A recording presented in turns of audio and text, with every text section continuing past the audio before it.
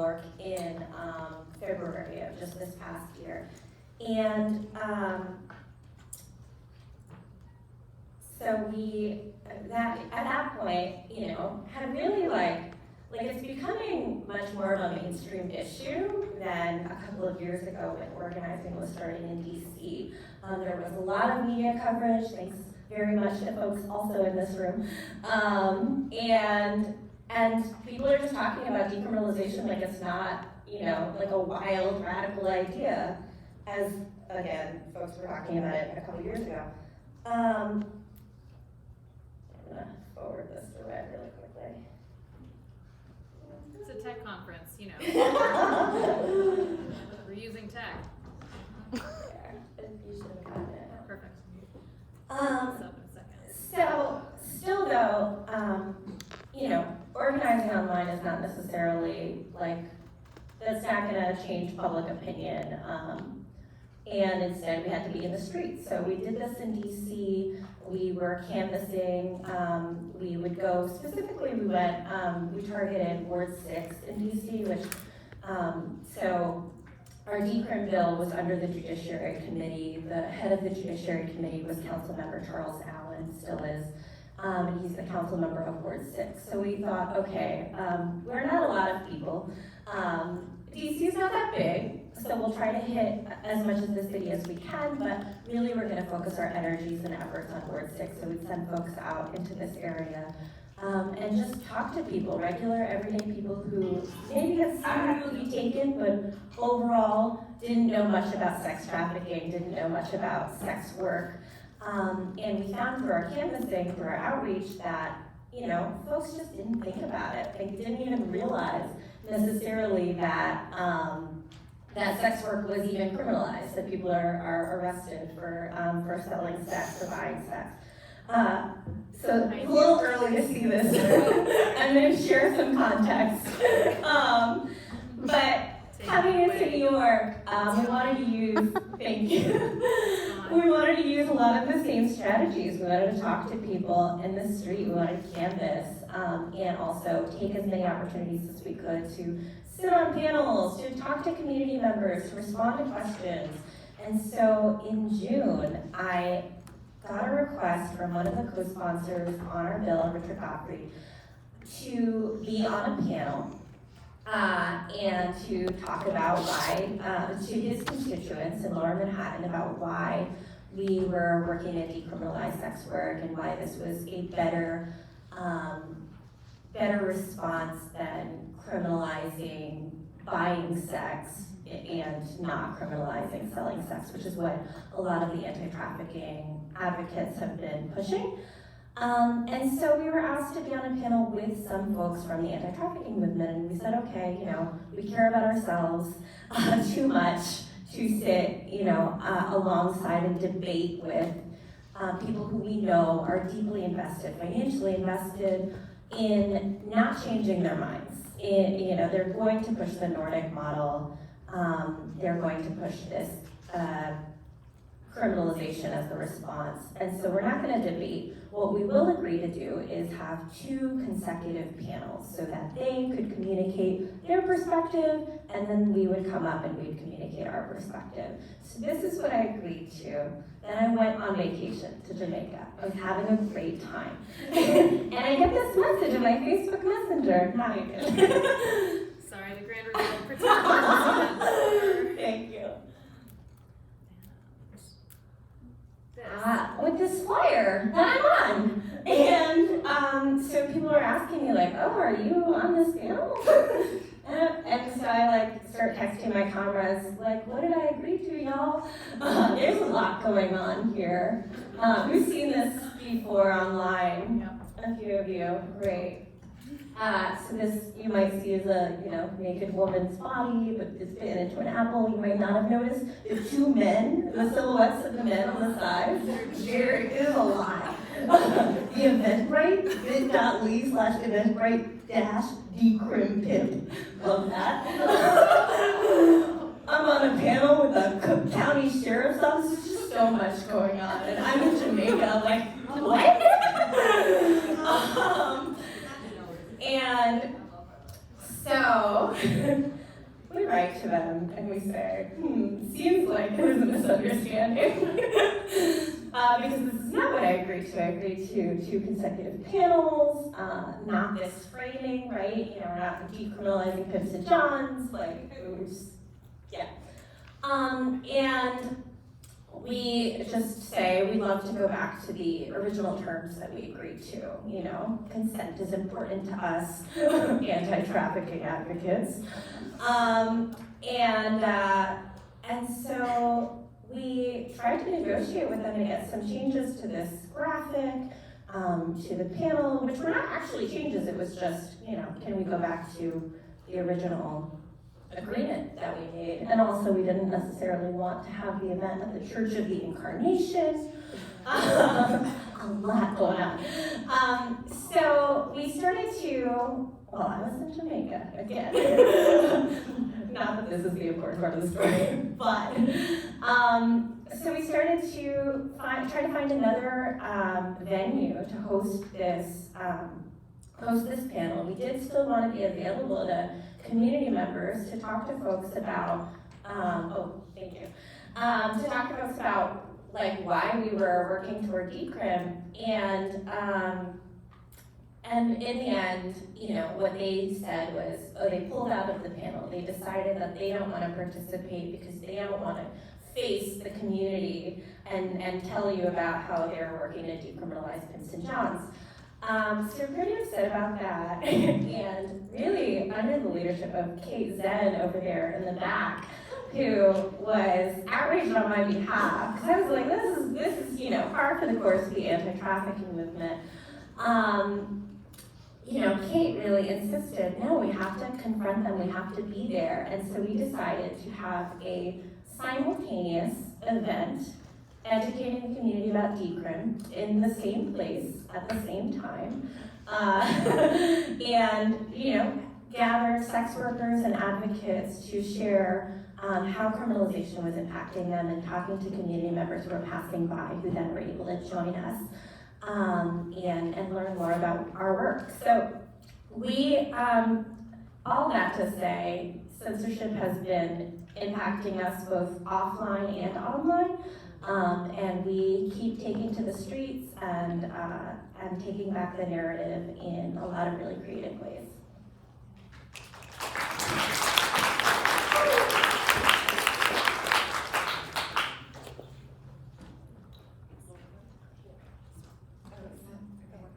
I think they both work.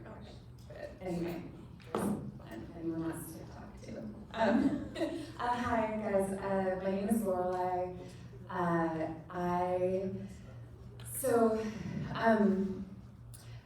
I started doing sex work in the year 2000, and I worked offline and online. And since Fosta Sesta passed, I have been thinking a lot about what it means to have access to online spaces and to have access to spaces where sex workers can talk to each other and share experiences across physical space and with the ability to use like anonymous profiles and that kind of thing.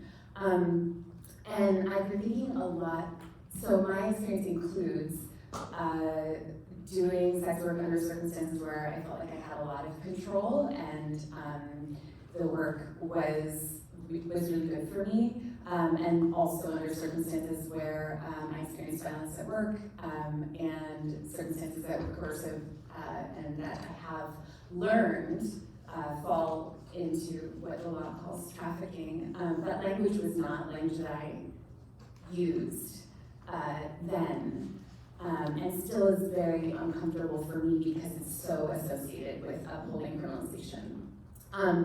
But I say that because, I mention these things because one thing that I have struggled with is finding the words to talk about my own experiences. And that is something that I feel like being online has really facilitated. So I wanted to sort of talk about, and this, what happened is I tweeted about this, and Glenn said, hey, do you want to talk for 15 minutes about those tweets you put up? So here I am to hopefully with your help talk a little bit about like what happens when we get excluded from online spaces and how it impacts our understanding of our own lives as well as our material circumstances. So what sort of sparked these most recent tweets, so folks in the, I'm talking about Fosta Sesta, and we've all talked about it a lot, and I think that people here probably have a good amount of background on it, but basically, I think Melissa said this already, something that has happened is that since Fosta Sesta, websites have shut down where sex workers advertised. I guess a lot of people have said this already, I'm just recapping. As well as sites have shut down where sex workers shared information with each other, harm reduction information, safety information. Additionally, sex workers are getting kicked off of online spaces at an increased rate. And that stuff was all happening before, but is happening even more now. And Facebook just created what they call a clarification of their terms of service that I think is pretty hilarious. So you're not allowed to use, for example, like the eggplant emoji in the context of implicitly or indirectly asking for sex or sexual partners or sex chat conversations or nude imagery. And you can't post, I don't know, long shots of fully nude butts. Like this very specific list of things that are just like kind of hilariously specific. But there's an exception to their policy, and that exception is that you're allowed to talk about sex work in the context of experiences of violence. So what this means is that publicly, we're only allowed to talk about our work as an experience of violence. And what does that do to our ability to talk about our own lives in a complicated way? And can we, is there a way to lift this up? Anybody know? Awesome, thank you. So I'm gonna draw a little like map of my brain that is maybe like the meme of the sky with red string that maybe you guys can help me fill in. Okay, so I'm thinking about, this is like sort of primary impact of being kicked offline. And when I say primary impact, I mean like the tangible things. So a lot of people have talked about this stuff already. And then over here is like secondary impact. So intangible things.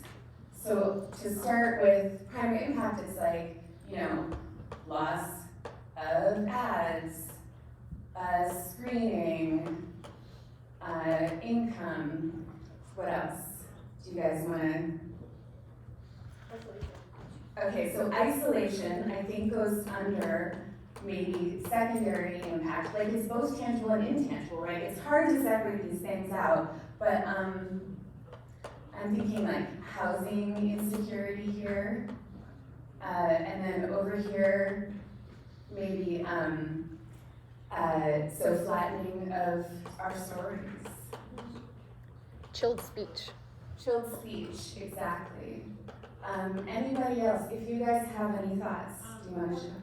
The impact of the hierarchy, when you kick certain people off of certain spaces, it increases the stigma of the hierarchy and how certain sex workers are treated versus others. So if you have strippers, they may feel more entitled in the hierarchy than let's say a cam girl because she's no longer allowed to function online. Absolutely. Okay, so increased hierarchy. And I don't know if everybody in the room is familiar with the hierarchy, but it is this reality that some forms of sex work, do you have?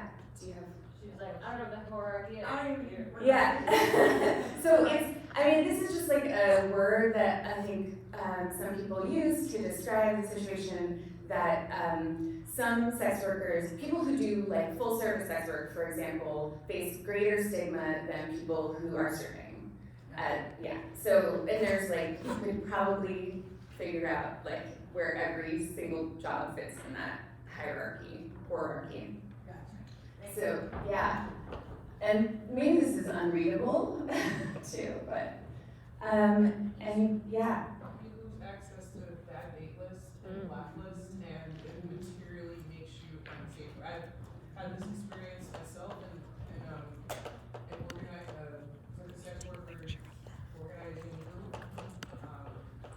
that when you, without any sort of context or anybody even contacting you and letting you know that if you're taking off, you're just more unsafe. I mean, I've even recently been passing around, I'm not on Twitter, but passing around tweets to about, clients who are literally like, contacting providers in Boston, New York, and just the lack of, the disruption of that ability to communicate, it materially puts people at risk.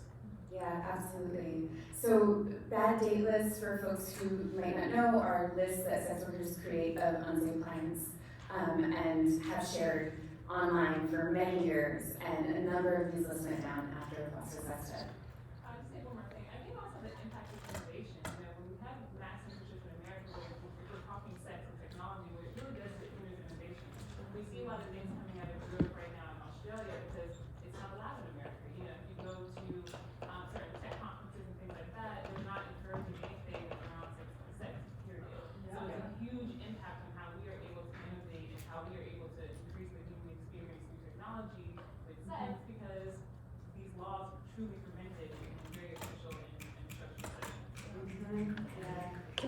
Can you summarize that into the mic so it's Yeah, so I'm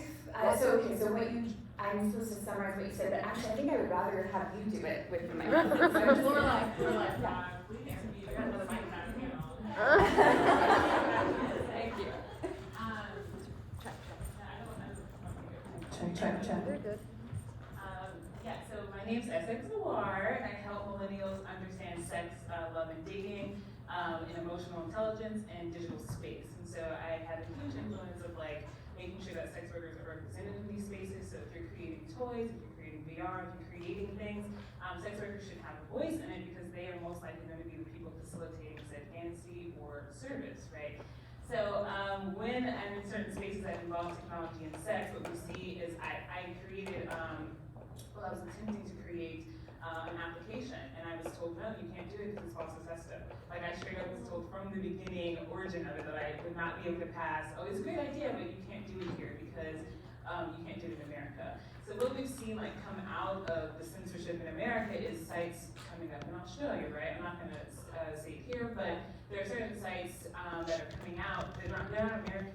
So what that does is it hinders how big the market can be, and not only does it hinder it, hinders it for certain people, for women, for trans, for queer people. White men will continue to have the power, and so I think it's important to decriminalize sex work and also just navigate the conversation because it gives more women power to be in technical spaces, and that's really important. Okay.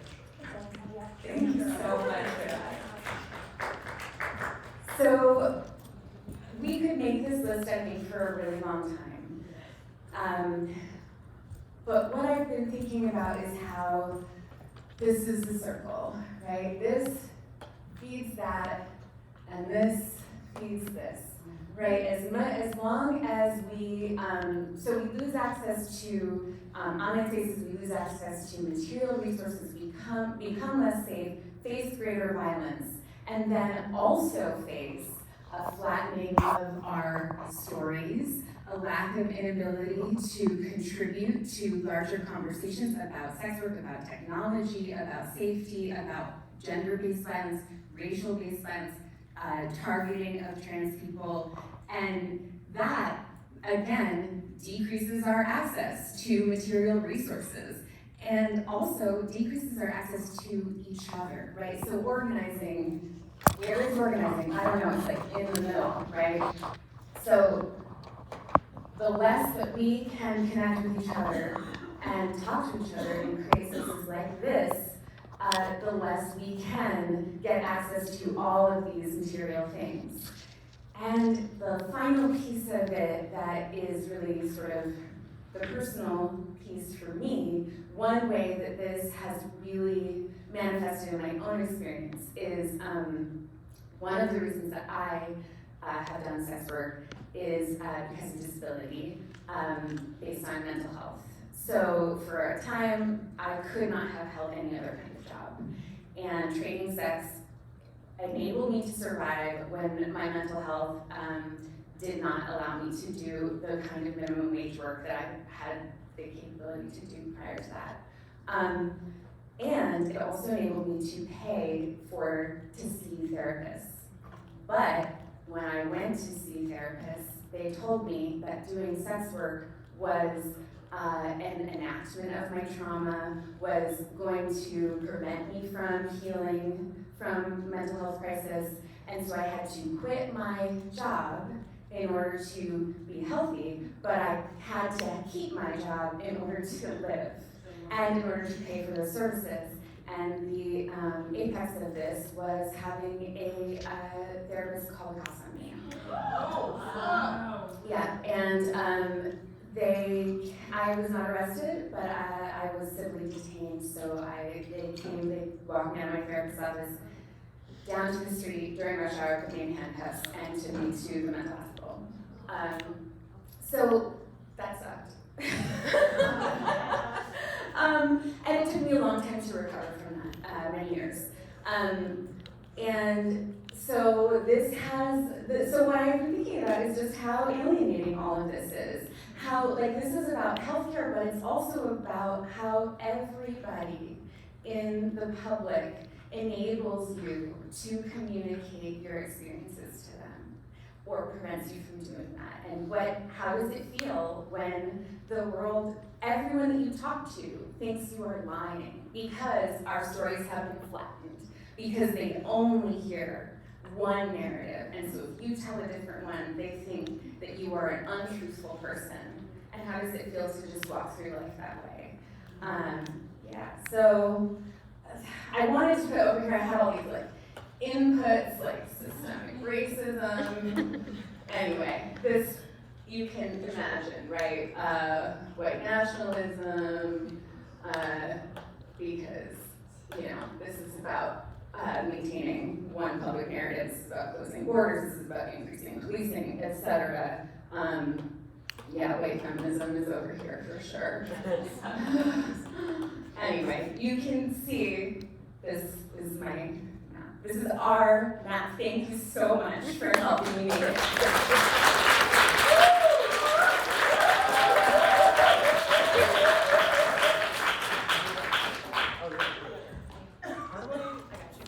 Oh, you're gonna click between those slides? I think just this. I think that works. Don't quote me. Actually, I don't know if you sent it to you, so I'll be your flipper. Oh, really? Yeah. I can do it. I don't mind standing there. I'll take the flipping because I don't know what to do.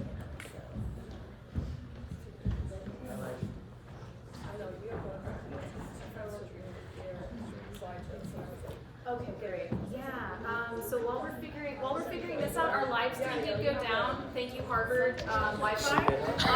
So we're gonna try to reboot the live stream, get this set up. So we're just gonna take 2 minutes to reboot the live stream and get slides I'm also prepped. So recording just because I don't trust give us those 2 minutes if you would, please, y'all. Thank you so much.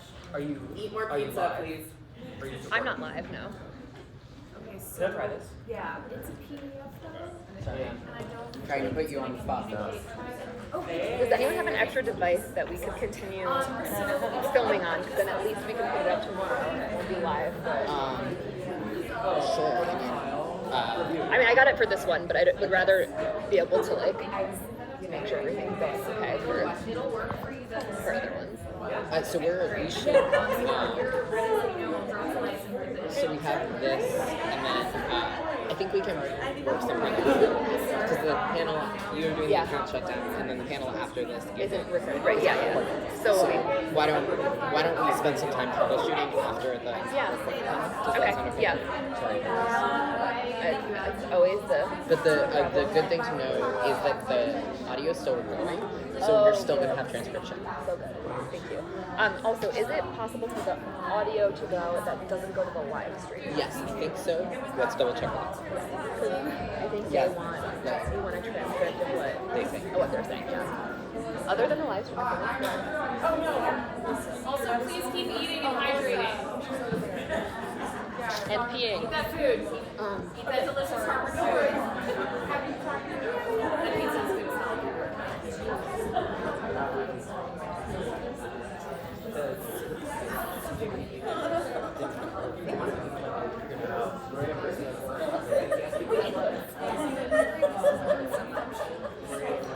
And like all of these other ideas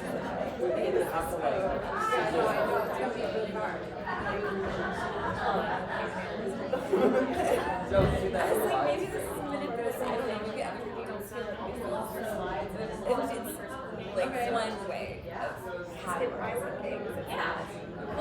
If you want, I can, if you want to like give a little nod, I can do the butt. Oh, really? Or you can do Or you could just be like, yo, it is.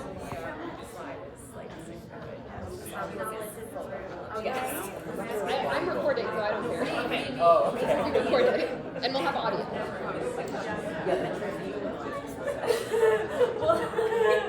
Because I'm like, here's the I'm gonna. Including all of what we record today. here's the blank check. Since everyone is introducing themselves.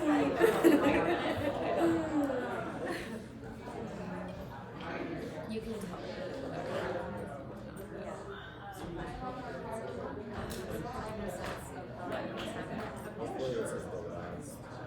EDW, you doing okay back there? Emily? Very easily. Yeah, that's all I want. That's what I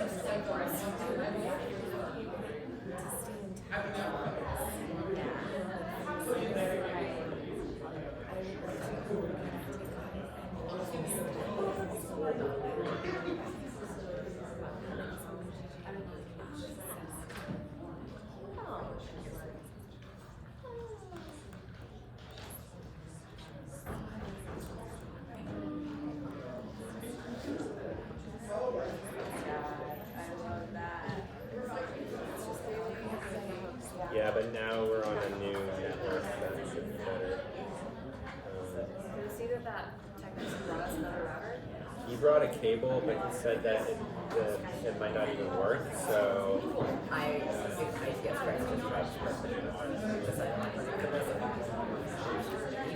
Start fire. Yeah. Where do we begin? Oh, I mean, This building, another where? Just like wait until we no longer officially have this. Yeah. So it's not. So, it's, I need 30 more seconds, Okay, and you then got it. we're good. Yes. Keep trying to like get it.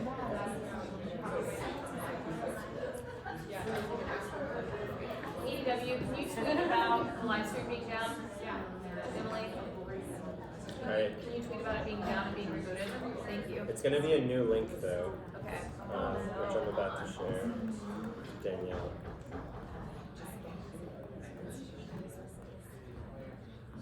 Go live. We're live. Send that link to Glenn. Yeah. Thank you. And when Glenn gets back in the room, we'll forward you that new link.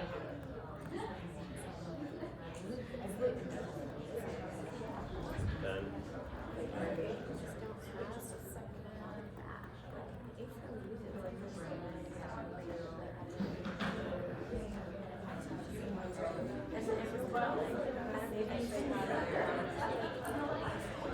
Email up. But they had money for it. Yeah.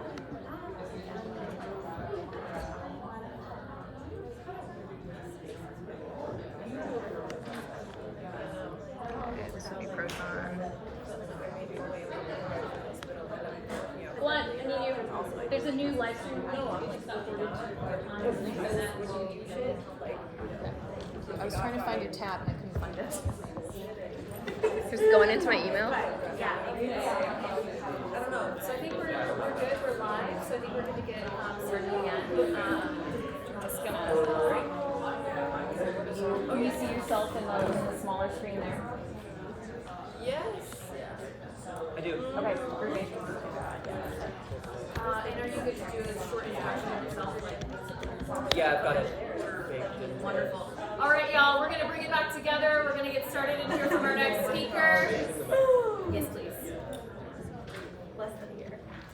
slides or anything?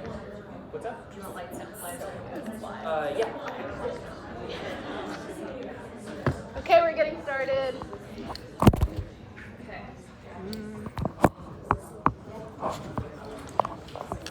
Okay, great. Hi. I am Daly. I'm a technologist, a digital privacy educator, and an on-again, off-again professional pervert over the last 10 years. I daylight as a staff technologist at the Electronic Frontier Foundation, which I should say I'm here of my own accord. I'm not here officially representing the EFF, but as far as I know, they are the only organization that has an active litigation against the government, finding FOSTA unconstitutional. And so I nightlight as a member of Hacking Hustling, a community organizer under the guise of Tea for Tech, and an advocate for dissent and delinquency. Yeah. So excuse some of the things I'm going to say. Covering this is going to be a little bit redundant, but I promise it's probably worth reiterating anyways. So I'm talking a bit about shadowbanning, which is, as you probably know, a type of content moderation. Content moderation being like a process that internet platforms take to stay in accordance with their own and law enforcement standards. So the Telecommunications Decency Act, so let's cover that really quickly. It was passed in, I would imagine a lot of you know this, maybe we'll cover it anyways. It was passed in '96, like seeking out to like regulate what kind of content can appear online. Things we all kind of like agree on, like child porn and like death porn and stuff, right? And then baked into that is the Communications Decency Act, and specifically Section 230 of the Communications Decency Act says that these internet platforms and internet service providers shouldn't be held legally culpable for the type of content that appears on the platforms, right? And so like free speech advocates on all sides really kind of like agreed on this. This is a good thing, it protects free speech. The metaphor that I often use to describe like the analog for this is if you go into a public park and you start shouting racist epithets and then you're eventually punched in the face for being a dick, it's your own fault, right? It's not like the public park's fault. So that's kind of what CDA 230 is. There are two types of content moderation. The first is like a very transparent one where all parties involved are aware of what's being removed and why. And then there's another kind that's a little more hidden where the platform itself decides what goes and covers their own tracks where no one's the wiser. So Facebook, Twitter, and Instagram, let me remind you, are not public utilities. They can do whatever they want, right? So which do you think would be easier to implement? So shadowbanning is described as, some people that have worked in this field for a while, the oldest moderation trick in the book. It's nothing new. It appeared on early IRC boards, MUD games. Is it called MUD or is that just an acronym? I don't know, it's an old hat thing. There are like phrases like toaded and frogged on these old platforms where like you would see your own content appear on like these old message boards and then other users would just see ribbit. So it gained popularity again recently in 2018 as right-wing ideologues and Republicans and etc. cried foul and unconstitutional censorship on major media platforms, including our president. So I exist kind of like in this kind of weird intersection of sex workers and hackers, and I hear misconceptions from both sides about this. Many InfoSec people and hackers, I've heard it described as a tinfoil hat conspiracy, which is maddening because it's like literally a practice and patented, as we'll go over. And then I've heard people in the sex trade describe it as this like ever-reaching omnipotent mechanism that's inescapable, when truly, as a phrase I'm stealing from my friend Melissa, it's uncoordinated and stupid. But still, pernicious and has very harmful effects. So here is a working definition that I apologize is kind of wordy in this about like what shadowbanning actually is. I described it this morning at least as a form of content moderation that quietly removes, silences, and misdirects user output that's deemed inappropriate or illicit, either to maintain social favor or to avoid messy legal complications. This type of moderation is obfuscated from the user so as to not restrict the flow of profitable data generated by them. Each user's specific point of view on the platform is contextually architected to uphold this charade. Terms of service statements are crafted with inaccessible language to prevent users from opting out of pernicious data collection. Okay, so let's move into, first let me reiterate, it's nothing new and it's gotten worse, especially post-Testa Fosta.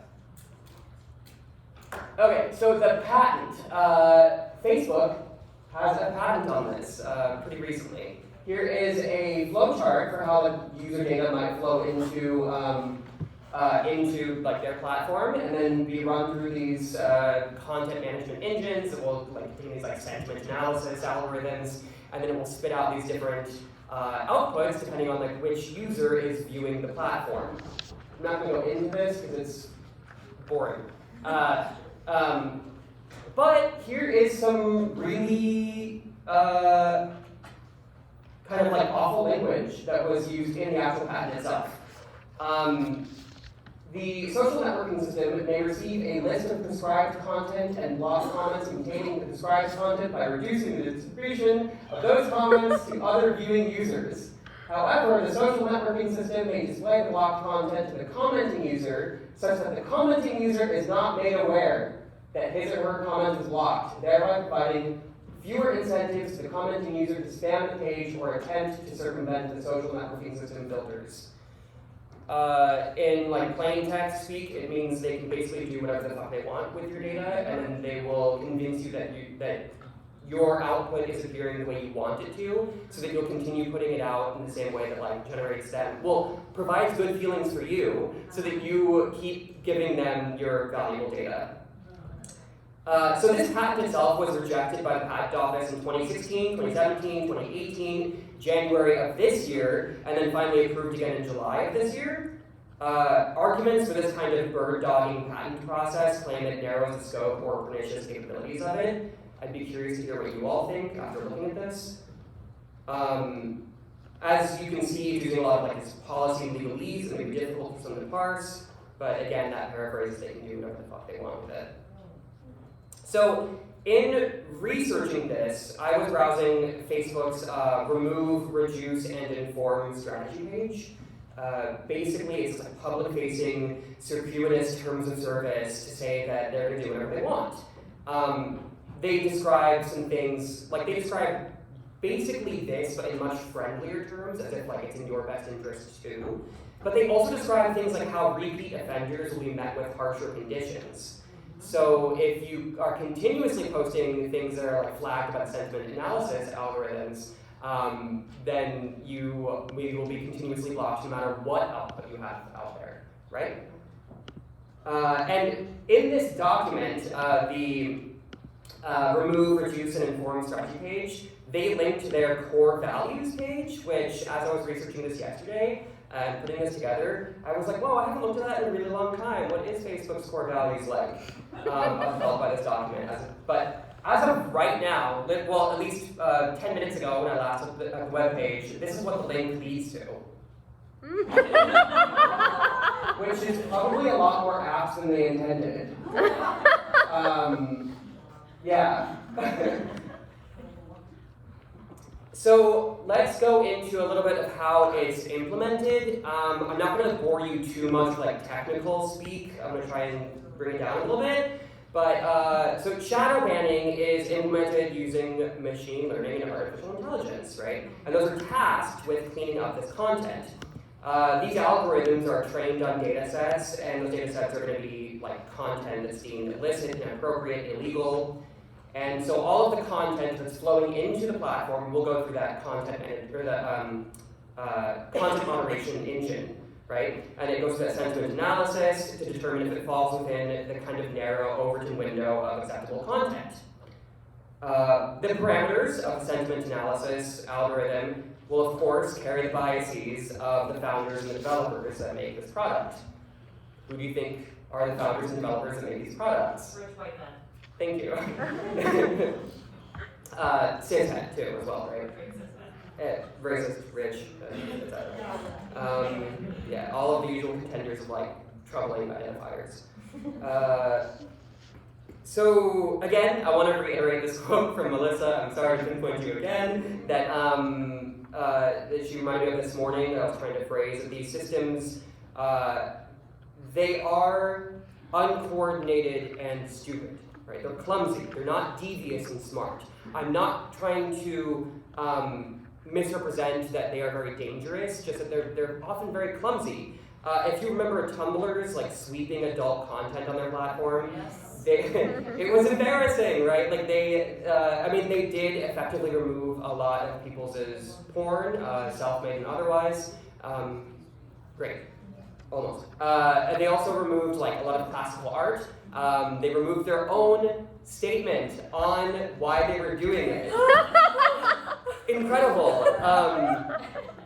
Also, what the fuck is a female presenting nipple? Like,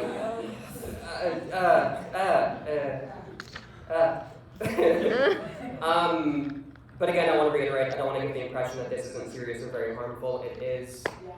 People are literally dying because of things like this. This is an implication of legislation like SEPTA FOSTA. It's not direct, but it's very easily linked, and people are dying because of it.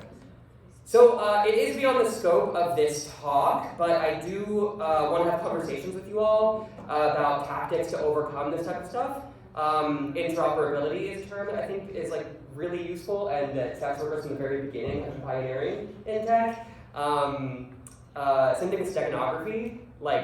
We have always been the pioneers of steganography. I would like to have more compelling conversations about how we can be utilizing that in a more conscious way to overcome these things, so that you can. What is it? Oh, sorry. Steganography is hiding messages in plain text. Right? So the eggplant is a one that has kind of risen to the surface in the most common parlance, right? So we all know what an eggplant means, but maybe not everyone knows what a rose means when you're asking to go on a date, right? It's rising to the surface understanding, but there are other ways you can do it too. And I think we should probably organize a bit more on that. So, because I do want to have that conversation with you all, please feel free to reach out to me. This is I had to, it's Harvard. Please feel free to reach out to me. That is my professional email address, my desk email address. I have others too. Yeah, thank you.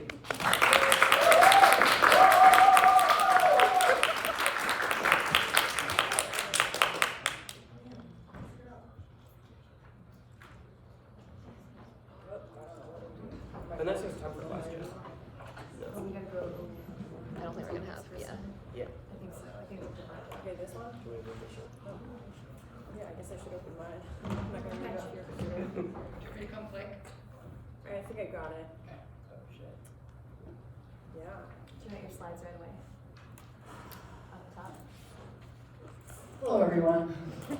I was going to make a joke about wearing my glasses because I wanted to look smart, but I forgot that I can't see. So please bear with me. I'm Bardot Smith. I'm a researcher, a producer, and a dominatrix. I used to delivering my talks without slides and usually in my underwear. This is a lot more stressful. Sorry. All right, so I'm here to talk about the future of the internet. We kind of got into a little bit in Daly's talk about how algorithms are affecting our activities online and beyond, and I wanted to focus on some of the things that I deal with. Not only for whores, but for people who aren't fortunate enough to be whores as well. So if you believe the promise of the tech industry, we're living in kind of an unparalleled time for connectivity and so commerce, which you'd think would put sex workers right at the center of these issues. But again, we're being erased from the internet and public spaces in general. And as tech centralizes, the ways that we communicate and exchange value online and also offline are not only moving to digital avenues, but expanding. So the ways that we interact are changing as well. But what that does is it creates a centralized kind of force for control over these avenues as well. So as money becomes tech, private companies are kind of poised to control all of these things, and with SEPTA FOSTA and the related bill specifically that contains language about baking, sex workers have become kind of a test population for the automated algorithmic marginalization of populations based on any number of subjective and therefore bias factors. So if you're concerned, you are not alone. I think we can probably skip this kind of a general slide on like what algorithms are. The important thing about this slide to note is that they are unambiguous specifications. So that means that the output of any given algorithm is going to be constrained by the input factors. So there is no way to get an undefined output from an algorithm that's being written by a tech company. You're always going to be classified based on what they've decided the options are for classification. So obviously that carries bias, and it also carries limitations. Obviously algorithms are everywhere. They're showing up from what you see on your Twitter feed to how money moves on Wall Street. So it's not just a kind of fun social media exercise to talk about these things. I'm clicking the slides and not looking at my own slides. So I have this kind of scary quote that we should maybe check in on, and it is, people and computers will work symbiotically to increase the ability of weapon systems to detect objects. So it probably won't surprise you that this quote is from a military professional. It actually gets worse than this. So here's his title. I'm not going to try to read it because I can't see that, and I doubt that any of you can too, but it's terrifying. It's 20 different words about how they're spying on you and using your information to basically improve weaponry. So that's kind of the military context. We know obviously that military uses aren't the only things that are being done here. So I wanted to get into kind of some of the dangers of enhanced algorithmic processing of data on social networks. One is the bias, which we kind of touched on a little bit in different talks so far today, defining who's kind of allowed to exist in public. So if you don't fall within the confines of identities and behaviors that are kind of tolerated, you will be largely erased. And Daly talked about some of the mechanisms that that's going on. Inconsistent standards as well. So the bottom of this one got cut off, but I wanted to highlight how influencers are treated versus whores when frequently their behavior online is very similar.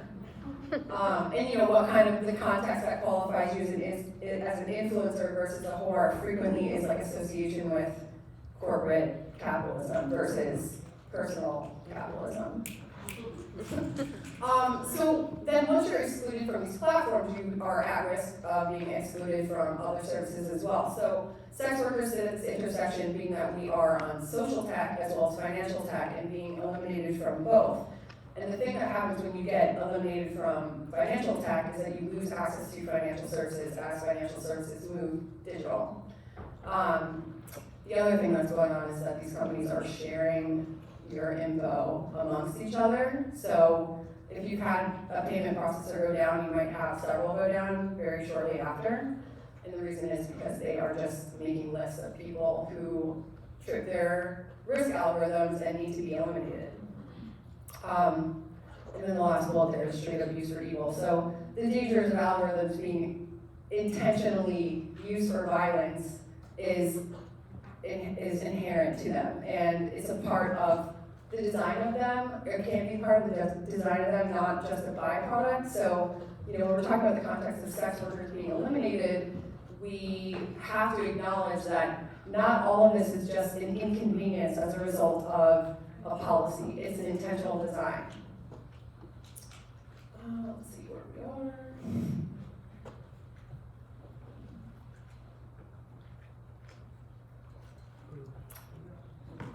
Okay, so this last one is just who's allowed to exist. David's trying to take a picture. Thank you. No worries. Okay. So, beyond just the context of your social apps being eliminated, and we talked about this a little bit as far as what Lorelei was saying for our loss of opportunity, we are also being erased from technical platforms themselves. So as a developer, I am not allowed to use most financial development interfaces. I've been eliminated from Dwalla, Braintree, PayPal's API, like I cannot get into these things to even build my own gateway if I want to make my own, now that I've been kicked off of so many of these.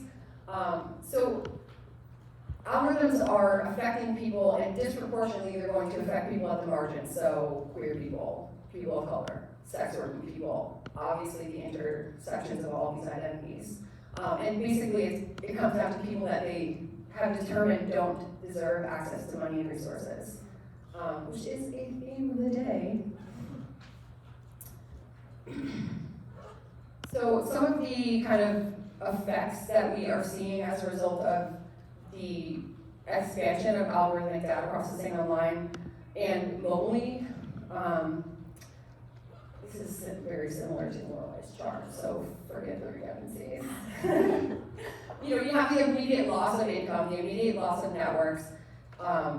Then you have, on the personal side, even further future depression of your ability to perform commerce, to develop a network. If you want to go on and write a book about your experiences of any kind later on, you're going to have a hard time selling it for yourself because you're not going to be able to build a web page. The auditing services for these payment processors will identify you based on whatever they use to find your sex work related payment processor and erase you from them as well.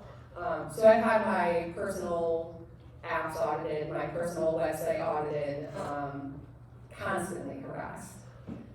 The macro side of things, you've got networks being intentionally disrupted, so the organization is inhibited, and basically you're keeping people from ever feeling like they are safe to do any organizing work or have the time and resources to do organizing work. This is it. Sorry, I'm moving like really fast here. The problem that we're seeing here is that money is becoming a technology itself. So as money becomes a technology, for private companies to have this kind of leverage over individuals is extremely dangerous. They are not only controlling kind of the transactive side of things, but also the financial infrastructure side of things. So, you know, Stripe is embedded in 50 million payment processors online. That's so many websites that are running Stripe. If you don't have access to Stripe, or if your Social Security or your device ID is banned on Stripe, you're not going to be able to interact with any of those entities. It also just gives them the ability to charge arbitrary amounts of money for financial processing and services. So being poor becomes even more expensive. Yeah. So this is a quote that I took out of one of my own essays. Danny's gonna photograph again. So the context here is, again, that we're having private companies who don't have any actual regulation deciding who is tolerated and allowed to make money, to build businesses, to grow their networks, and to use financial technology at all. It's kind of scary. It's especially troubling when you think about the fact that porn built the internet. Pornography built the internet. It is not only a fundamental traffic source, but it is a set of the way that we communicate and view the internet and interact with each other. Sex workers and producers and web developers that have done that have been responsible for a lot of the infrastructure of the web. So there's the porn for you. I had to work that in. So not only are we kind of like responsible for developing the internet, a lot of times platforms themselves will use us to develop their platform to sustainability and to profitability, and then will be erased out of the terms of service on that platform. So that's actually theft. It goes beyond simple erasure and it goes to theft, because those platforms would not exist without the presence of sex workers and adult producers on them in the first place. And what we get is, why don't you just build your own PayPal? Well, first of all, no, I have jobs. We all have jobs already. We're trying to do them. That's why we're here. We're encountering these issues as a result of trying to do our jobs. The other thing is that parallel machines never take the place of the original. So a PayPal fund, or the example I put up on the board is Twitter, which is this sex worker Twitter. And it's a great thing to have, and it serves the purpose as an ad platform and a communications platform, but will never take the place of Twitter, which is interoperable with mainstream conversations. You have to actually silo yourself off and go off to Twitter if you want to interact with the people who are using it. So building our own anything is simply not enough. If you have an Apple quote for completeness of this presentation. So the groundwork has been laid for these companies to have a lot of control over who gets seen and also who is allowed to have access to resources. And the same people that are being crunched offline are being crunched online. It's obviously, the more marginalized you are, the worse it's going to be for you, and the less resources you're going to have access to even when you are kicked off. So it's kind of a call to action to civilian technologists, the civilians, journalists, and everyone else. Like, are you going to sit around and watch tech companies basically enact these policies that are broad scale, very threatening to the general population, just because you don't like the people that they're doing it to? It's actually reserved people, by the way. So anything that happens to us is likely to happen to other people as well at some point. And here's a Public Enemy quote to wrap things up. This is a big deal, please pay attention.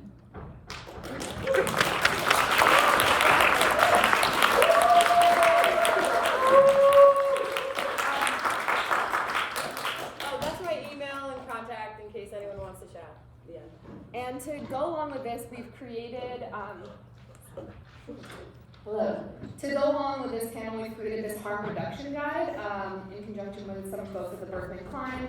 Bardot helped out a lot with this. And it's sort of like what you can do to mitigate getting your account shut down, what you can do if your account was shut down. We have a sample letter that was written by some of the folks at the Berkman Klein clinic, which is amazing, and I actually think very helpful. My account was recently deleted, and inside of one of the parentheses where I filled in my own experience, I wrote that it was religious discrimination against my femdom. And my account's back up. I will also say knowing someone at the platform is super helpful. And so is copying and pasting this letter all the time, everywhere. So we're running a little bit behind, but it will be posted on the Twitter and is now live on our website. Thank you. Thanks, y'all.